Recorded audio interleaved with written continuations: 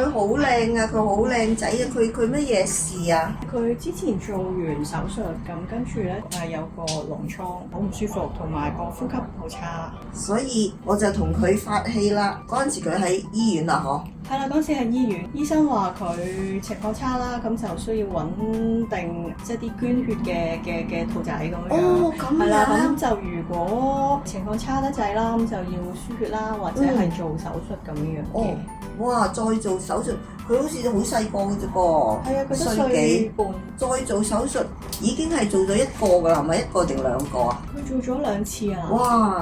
其實係點樣發現嘅咧？佢係唔係好食嘢，咁所以咧就帶佢睇醫生，跟住就發現咗咁。哦，咁樣，哇！佢而家好主動食嘢啊！係啊，係啦，好彩，因為遇見咗康源啦，就認識咗盧老師啦，知道有個寵物嘅一個治療，咁就揾咗盧老師幫手發氣啦，keep 住呢個禮拜都有幫松松佢做發氣，咁都見到佢個情況慢慢越嚟越好，有個自然咁樣嘅。